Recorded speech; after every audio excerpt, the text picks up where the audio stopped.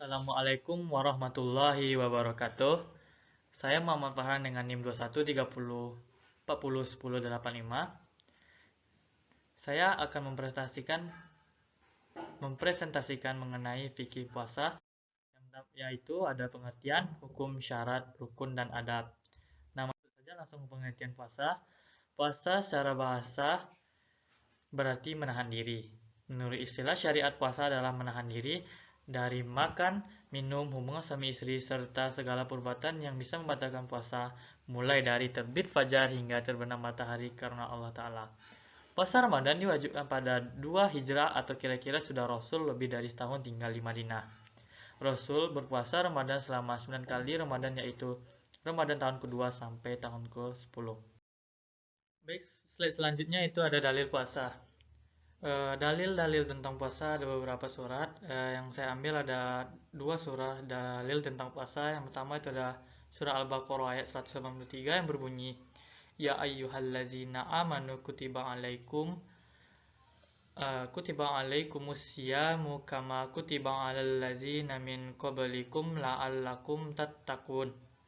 Yang artinya, wahai orang-orang yang beriman, diwajibkan atas kamu berpuasa sebagaimana diwajibkan atas orang sebelum kamu agar bertakwa.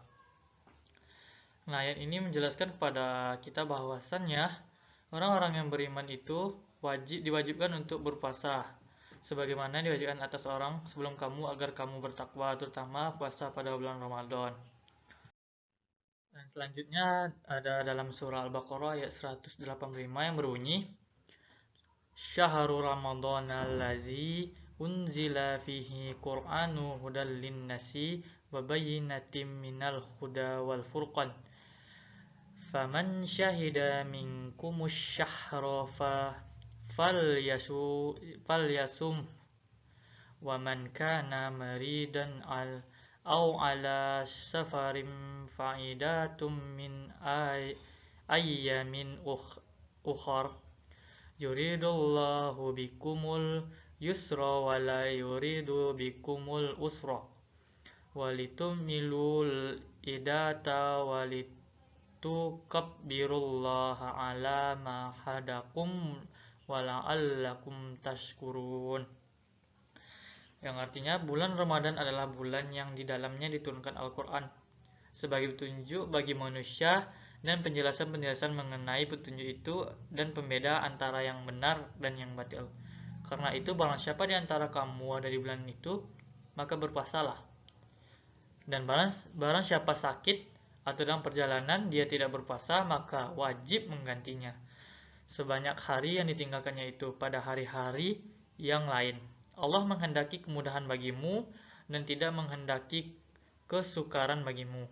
Hendaklah kamu mengucapkan bilangnya dan mengagungkan Allah atas petunjuknya yang diberikan kepadamu agar kamu bersyukur. Nah, di sini kita dapat menyimpulkan bahwasannya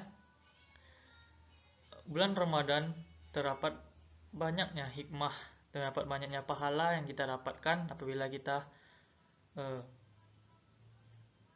menjalani ibadah-ibadah yang ada. Yang mana kita menjalani ibadah pada bulan puasa digandakan pahalanya. Dan Allah memberikan kita rukhsah atau keringanan di dalamnya, yang seperti yang dijelaskan dalam ayat ini, kita tidak bisa sakit atau dalam perjalanan, kita boleh tidak puasa dan wajib untuk menggantinya. Dan ketika bagi orang yang tidak bisa lagi untuk berpuasa, Allah memberikan hukum yaitu fidyah, yaitu membayar puasa itu. Nah, selanjutnya kita masuk ke hukum puasa. Hukum puasa terbagi menjadi 3, yaitu ada hukum puasa wajib, sunnah, dan haram. Nah, masuk ke yang pertama itu ada hukum puasa wajib. Hukum puasa wajib terbagi menjadi 4. Yang pertama itu ada Ramadan. Nah, berpuasa di bulan Ramadan adalah ibadah yang wajib dilaksanakan oleh setiap umat Islam yang beriman dan wajib berpuasa pada bulan ini. Tujuan berpuasa ini utamanya untuk meningkatkan ketakwaan kepada Allah Subhanahu wa taala. Alasan mengapa umat Islam harus berpuasa di bulan Ramadan ini merujuk sejumlah dalil baik dari Al-Quran, hadis dan ijma. Nah, yang kedua itu ada puasa qada. Puasa qada ini sendiri adalah mengganti puasa Ramadan atau di bulan lain atau membayar puasa Ramadan. Nah, qada ini adalah mereka yang sanggup berpuasa namun terhalang oleh sesuatu hal yang tertentu. Misalnya seseorang yang melakukan perjalanan jauh yaitu musafir dan dia tidak bisa melakukan atau melaksanakan ibadah puasa saat itu dan dia harus wajib mengqadanya pada bulan lainnya, yaitu waktu pelaksanaan qada atau membayar puasa adalah saat Ramadan usai. Yang ketiga itu ada puasa kafarat. Puasa kafarat adalah amalan yang dilakukan untuk menembus dosa atau kata lain denda karena telah melakukan hubungan seksual di bulan Ramadan atau berzina di bulan Ramadan. Puasa kafarat adalah puasa wajib yang dilakukan bagi orang yang melanggar aturan dalam hukum Islam. Yang keempat itu ada puasa nazar. Puasa nazar ialah puasa yang dilakukan ketika keinginan seseorang terpenuhi, maka yang telah dijanjikannya pada Allah. Semisalnya, si A ingin mendapatkan juara 1 dan dia bernazar dan dia berjanji apabila dia mendapatkan juara 1 pada tahun ini, dia akan berpuasa 1 hari. Nah, bagi ia wajib melakukan puasa nazar ini karena ia telah janji kepada Allah apabila dia mendapatkan juara 1. Dan pelaksanaan ibadah puasa nazar ini yaitu puasa sebagaimana puasa umumnya. Nah, masuk ke hukum yang kedua, hukum puasa sunnah. Yaitu ada terbagi menjadi 4, yaitu puasa Senin Kamis. Nah, puasa Senin Kamis ialah puasa sunnah yang memiliki keutamaan diantaranya adalah sebagai ibadah yang dilakukan oleh Rasulullah. Hal ini disebutkan dalam hadis Siti Aisyah radhiyallahu anha, artinya Nabi Muhammad SAW selalu menjaga puasa Senin dan Kamis. Hadis riwayat Tirmizi dan Ahmad. Nah, yang kedua itu Tasyrik dan Asyura. Puasa Tasyrik dan Asyura adalah puasa sunnah yang dilakukan pada hari ke-9 dan ke-10 di bulan Muharram.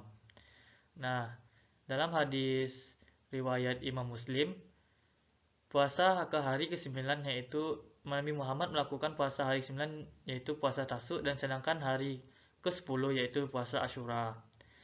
Yang ketiga yaitu Ayyamil Bid. Ayyamil Bid adalah ibadah sunnah yang dikerjakan pada tanggal 13, 14, dan 15 di bulan Komariah.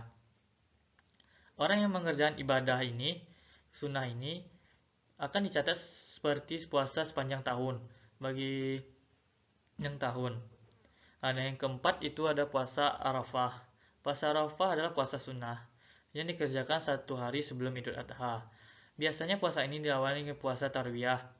Ya, artinya puasa Arafah 9 Zulhijjah dapat menghapus dosa setahun yang lalu dan setahun yang akan datang. Nah, masuk ke yang ketiga itu hukum puasa haram. Yang pertama itu ada puasa pada Idul Fitri. Puasa yang dilakukan pada hari raya Idul Fitri ini merupakan puasa yang haram hukumnya. Meskipun tidak ada yang bisa dimakan, akan tetapi tidak diperbolehkan puasa di hari itu. Meskipun dilakukan di bulan Syawal, namun umat Islam dilarang mulai puasa pada tanggal 1 Syawal atau hari raya Idul Fitri karena hukumnya haram. Dasar pelarangan ini adalah hadis muttafaq alaihi dari Abi Sa'id Al-Khudri, yaitu Rasulullah SAW melarang puasa di 2 hari, hari Idul Fitri dan hari Kurban. Yang kedua itu ada Idul Adha. Idul Adha sama halnya dengan hari Tasyrik, yang mana hukum puasa di hari Tasyrik menurut jumhur ulama adalah haram karena di hari-hari tersebut masih dalam rangkaian dengan Idul Adha. Hari Tasyrik adalah tanggal 11, 12, dan 13 Zulhijjah. Masuk ke slide selanjutnya itu syarat puasa. Syarat puasa terbagi menjadi 2, yaitu syarat wajib dan syarat sah. Yang pertama itu ada syarat wajib, terbagi menjadi 4 juga, yaitu muslim, yang mana kita berpuasa kita adalah muslim. Yang kedua itu balik dan berakal dan juga kuat. Maksud kuatnya ialah kita tuh kuat menahan diri atau tidak membawa mudarat bagi kita. Maksud ke syarat puasa syah. Yang kedua itu syarat syah, yaitu juga ada muslim, berakal, suci. Dimana kita saat berpuasa kita harus suci dari haid dan nifas, dan kita tidak berpuasa di bulan atau di hari haram. Masuk ke slide selanjutnya, yaitu rukun puasa. Rukun puasa terbagi menjadi dua, yaitu niat puasa dan imsak atau menahan diri. Nah, yang pertama itu ada niat puasa. Niat puasa terbagi menjadi dua juga, yaitu ada puasa wajib dan puasa sunnah. Puasa wajib yaitu harus dilakukan sejak malam, yaitu kita bisa berniat sebelum tidur bahwasanya kita akan melakukan puasa wajib. Sedangkan puasa sunnah tidak harus sejak malam. Nah, yang kedua itu ada imsak yaitu menahan diri. Imsak terbagi menjadi 4, yaitu ada imsak makan dan minum, yaitu kita menahan diri makan dan minum atau hal-hal yang dapat membatalkan puasa. Yang kedua itu hubungan suami istri, yang mana kita menahan diri tidak boleh melakukan hubungan suami istri saat berpuasa. Yang ketiga ada masturbasi, dan keempat sengaja muntah.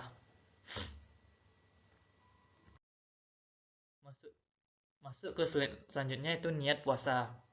Yang pertama, niat dalam suatu ibadah terletak dalam hati dan tidak harus diucapkan. Dan yang kedua, dalam mazhab Syafi'i dianjurkan melafalkan niat untuk menentukan tekad dalam hati. Nah, niat puasa Ramadan yaitu nawaitu samagodin an ada ifardi syahri ramadana hazihi sannati lillahi ta'ala, yang artinya aku niat puasa esok hari untuk menunaikan kewajiban Ramadan tahun ini karena Allah Ta'ala.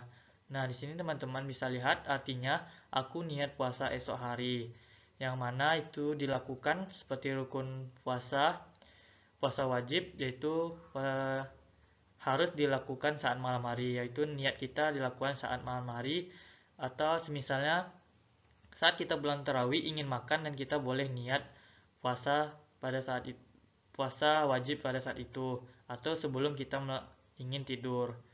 Karena aku niat puasa esok. Apabila ketika teman-teman melafalkan ayat ini, niat ini pada saat sahur, itu teman-teman berarti niat untuk niat puasa esok harinya. Nah, selanjutnya anjuran saat berpuasa. Anjuran ini ada terbagi menjadi 5. Yang pertama itu ada mengakhiri sahur. Nah, mengakhiri sahur merupakan kebiasaan Nabi SAW dan para sahabat. Imam An-Nawawi rahimahullah berkata, barokah makan sahur amat jelas, yaitu semakin menguatkan dan menambah semangat orang yang berpuasa. Hadis riwayat Sahih Muslim. Menurut anjuran Nabi Muhammad SAW, waktu sahur terbaik adalah saat menjelang fajar terbit atau sebelum azan subuh. Nah, mengakhiri sahur dapat mempersingkat waktu menahan lapar sehingga orang yang berpuasa tetap bisa fokus dan beraktivitas. Nah, yang kedua yaitu menyegerakan berbuka. Menyegerakan berbuka adalah ketika azan maghrib telah berkumandang, maka segeralah berbuka. Kita tidak perlu menunggu sampai azan selesai atau selesai sholat maghrib. Rasulullah SAW bersabda, manusia akan senantiasa berada dalam kebaikan selagi mereka menyegerakan berbuka. Hadis riwayat Al-Baihaqi. Beraktivitas saat berpuasa mengakibatkan cairan dalam tubuh menurun. Segera berbuka saat azan maghrib telah berkumandang dengan minum atau makan makanan manis sehingga dapat mengembalikan cairan tubuh menjadi normal. Nah, yang ketiga itu memperbanyak membaca Al-Quran. Membaca Al-Quran di bulan Ramadan sangat dianjurkan karena setelah kita mencontoh yang dilakukan oleh Nabi Muhammad, pahala membaca Al-Quran di bulan Ramadan memiliki keutamaan pahala dilipat gandakan. Bahkan menurutnya hitungan pahala membaca Al-Quran adalah setiap huruf yang dibaca. Semua perbuatan baik di bulan Ramadan, termasuk di antaranya tadarus Al-Quran, pahalanya akan dilipat gandakan. Manfaat lainnya, Al-Quran juga akan menjadi hujah dan syafaat kelak di hari kiamat bagi yang membacanya. Nah, di sini kita tidak hanya membaca Al-Quran saat bulan Ramadan saja, di bulan-bulan lainnya kita juga harus membaca Al-Quran. Nah, masuk yang keempat yaitu memperbanyak sedekah. Rasulullah Shallallahu Alaihi Wasallam orang yang murah hati, dia semakin murah hati di bulan Ramadan. Hadis riwayat Al-Bukhari dan Muslim. Karena itu para ulama mengajarkan umat Islam untuk senantiasa memperbanyak sedekah dan berbuat baik. Pasalnya ganjaran kebaikan akan dilipat gandakan di bulan Ramadan. Sedekah yang paling utama itu adalah sedekah pada bulan Ramadan. Hadis riwayat Al-Baihaqi. Dalam riwayat lain juga menyebutkan bahwa sedekah di bulan Ramadan lebih utama dibandingkan bulan lain. Hal ini karena Nabi Shallallahu Alaihi Wasallam menyebutkan dengan bulan musawah atau saling tolong-menolong. Nah, yang kelima itu ada menjaga lisan. Di bulan Ramadan mengajarkan akhlak yang mulia. Di bulan yang mulia tersebut kita diajarkan untuk tidak melakukan perbuatan tercela seperti dusta dan banyak mencela. Barang siapa yang tidak meninggalkan perkataan dusta malah mengamalkannya, maka Allah tidak butuh dari rasa lapar dan haus yang dia tahan. Hadis riwayat Bukhari. Maksudnya seorang hamba tidak boleh mencela orang lain karena keterbatasan atau kekurangan yang dimilikinya apapun itu, sebab manusia terdapat kekurangannya masing-masing. Nah, sekian dari presentasi saya. Semoga bermanfaat walaupun ini sedikit dan bermanfaat bagi saya sendiri maupun teman-teman. Dan apabila saya ada salah kata dalam penyampaian, saya mohon maaf sebesar-besarnya. Saya akhiri, wabillahi taufiq wal hidayah. Wassalamualaikum warahmatullahi wabarakatuh.